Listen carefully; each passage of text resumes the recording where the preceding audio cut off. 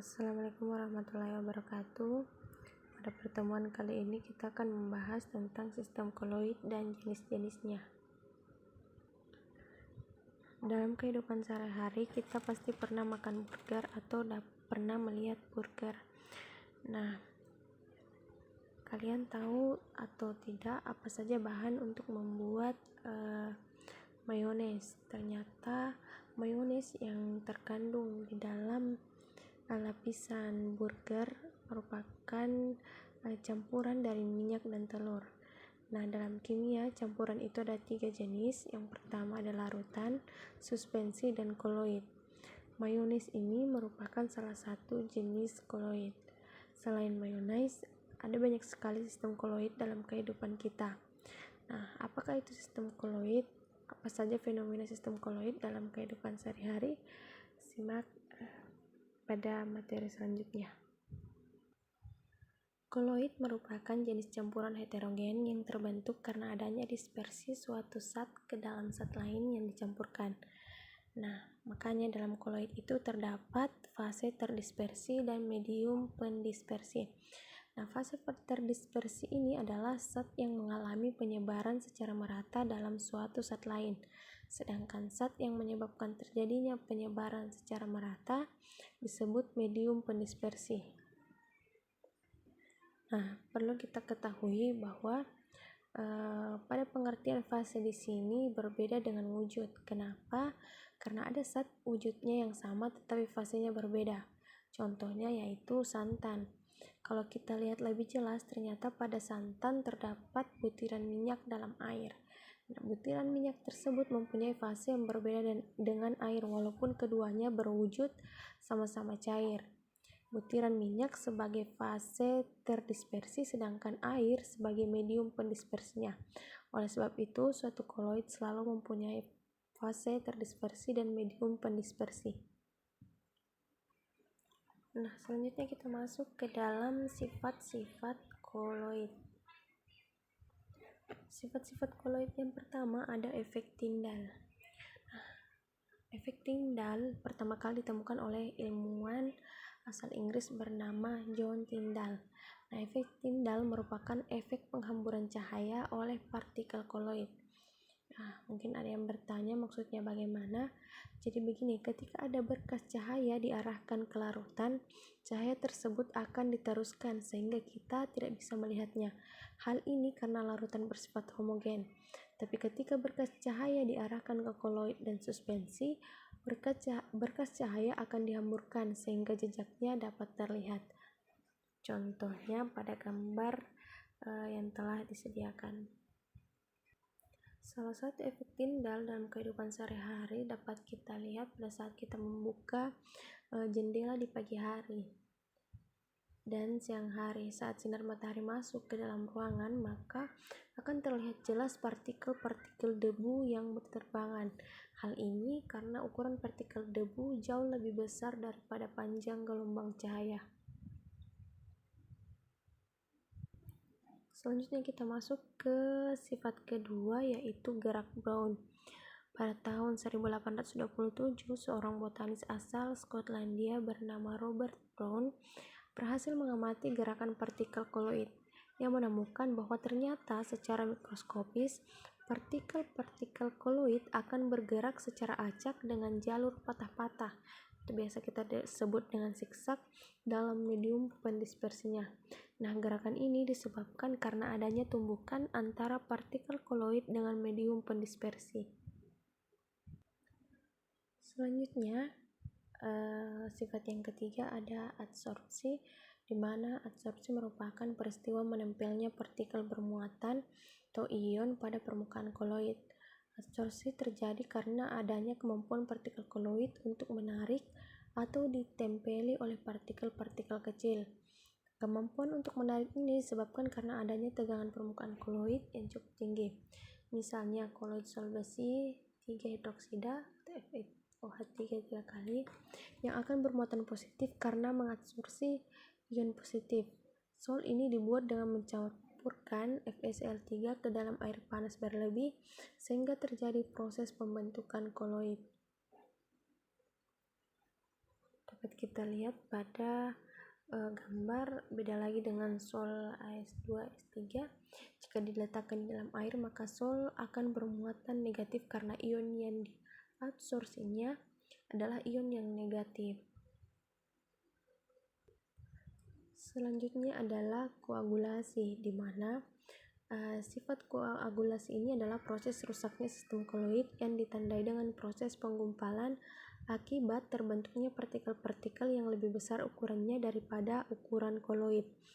Nah, koagulasi dapat dipengaruhi oleh pemanasan, pendinginan, penambahan elektrolit, pembusukan, pencampuran koloid yang berbeda muatan, dan elektroforesis. Contoh koagulasi koloid dalam kehidupan sehari-hari dapat kita lihat pada penggumpalan susu yang sudah basi dan telur yang direbus hingga menggumpal atau mengeras bagian putih dan kuningnya. Selanjutnya kita masuk ke jenis-jenis koloid. Nah, dapat kita lihat pada tabel. Pada tabel terdapat medium pendispersi di mana terdiri atas 3, yaitu padat, cair, dan gas. Nah, pada tabel fase terdispersi terdapat padat, di mana padat terdiri atas sol padat, sol, dan aerosol padat. Nah, pada cair terdapat emulsi padat, emulsi, dan aerosol. Pada tabel gas terdapat buih padat dan buih. Nah, kita bahas satu persatu. Nah, pada sol padat memiliki fase terdispersi padat dalam medium pendispersi yang padat juga. Sol padat ini terbentuk karena pengaruh tekanan dan suhu, sehingga dapat menghasilkan padatan yang kokoh dan keras. Contohnya adalah kaca berwarna. Nah, selanjutnya pada sol, di mana sol memiliki fase terdispersi padat dalam medium pendispersi cair yang tidak mudah berubah sifatnya. Jadi bedanya sol dengan sol padat itu terletak di medium pendispersinya. Kalau sol padat mediumnya padat, sedangkan sol mediumnya cair. Contohnya adalah tinta.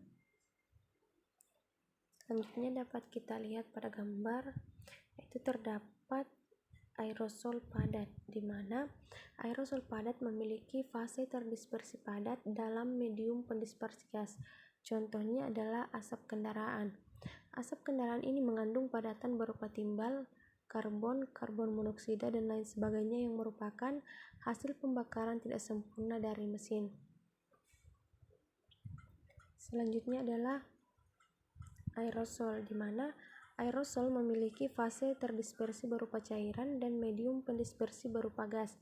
Jadi bedanya aerosol dengan aerosol padat terletak pada fase terdispersinya. Aerosol tidak bisa bertahan lama. Hal ini dikarenakan zat penyusunnya yang mudah rusak oleh perubahan suhu dan tekanan udara lingkungannya.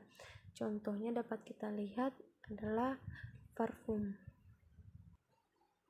Untuk contoh selanjutnya yaitu emulsi padat. Emulsi padat memiliki fase terdispersi berupa cairan dalam medium pendispersi padat. Contohnya adalah agar-agar. Nah, agar-agar ini terbuat dari air sebagai fase terdispersi yang dicampur dengan bubuk agar-agar sebagai medium pendispersi. Nah, pada saat bubuk agar-agar dipanaskan dalam air, serat dari agar-agar akan bergerak bebas. Pada saat proses pendinginan, serat tersebut akan saling merapat dan memadat. Jadi, pada agar-agar itu, partikel-partikel air terdispersi atau tersebar dalam partikel agar-agar. Selanjutnya, ada emulsi. Emulsi merupakan suatu contoh koloid di mana fase terdispersi dan medium pendispersinya berupa cairan. Emulsi biasanya tersusun oleh cairan dengan kepolaran senyawa yang berbeda sehingga tidak saling bercampur. Contohnya adalah susu. Emulsi pada campuran susu dan air itu terjadi ketika partikel air terdispersi atau tersebar dalam partikel-partikel susu. Nah, karena partikel air dan susu ini punya level kepolaran yang berbeda, maka kedua zat ini tidak bisa bercampur dengan sempurna, sehingga susu itu termasuk koloid. Selanjutnya ada contoh buih padat, di mana busa padat memiliki fase terdispersi berupa gas dalam medium pendispersi padatan. Buih padat atau busa padat, atau bisa kita sebut juga gas yang terdispersi dalam padatannya, contohnya adalah spons. Jika dilihat, spons itu merupakan sebuah padatan, tapi ketika dipencet ternyata isinya adalah udara. Itu tandanya partikel-partikel udara atau gasnya tersebar dalam medium padat. Untuk contoh yang terakhir, ada buih, di mana jenis koloid yang terakhir ini bedanya dengan buih padat. Kalau buih memiliki fase terdispersi berupa gas dalam medium pendispersi cair, atau bisa kita sebut juga gas yang terdispersi di dalam cairan. Contohnya adalah buih sabun, karena adanya udara atau fase terdispersi yang terjebak di dalam larutan sabun atau medium pendispersi. Hal ini terjadi karena molekul sabun yang saling tarik-menarik membentuk jaring atau lapisan yang dapat menjebak udara, sehingga membentuk gelembung-gelembung bening berisi udara.